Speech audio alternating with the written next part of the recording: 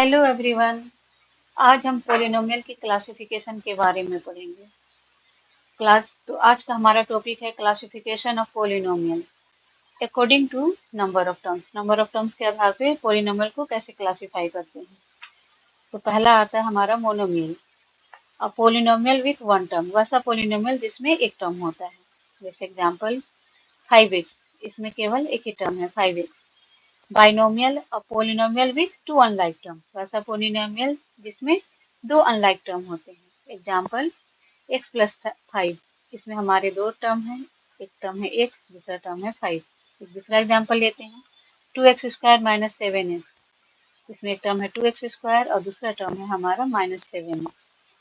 Trinomial, a polynomial with three unlike term, वैसा polynomial जिसमें तीन अनलाइक टर्म होते हैं।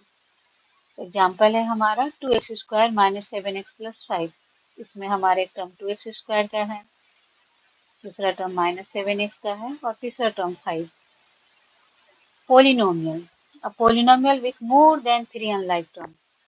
एग्जाम्पल हम कंसीडर करते हैं x cube x plus x square plus 4x plus 9, इसमें हमारा तीन से ज्यादा अनलाइक टर्म है।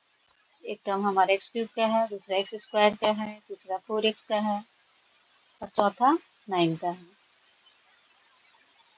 अब हम इसको इन शॉर्ट में समझते हैं। अगर नंबर ऑफ टर्म 1 है तो हम उसे मोनोमियल कहेंगे। यहाँ एग्जाम्पल मैंने लिखा है 3x।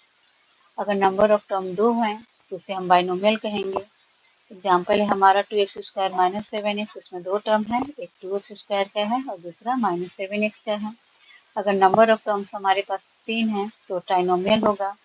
एग्जाम्पल है हमारा 2x square minus 7x plus 5, एक टर्म हमारा 2x स्क्वायर का है, दूसरा टर्म माइनस 7x का है, तीसरा 5।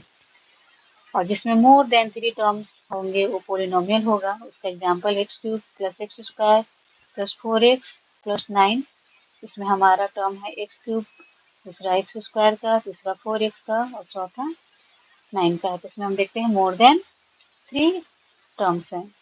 आई होप कि आपको अच्छे से समझ में आ गया होगा। Thank you.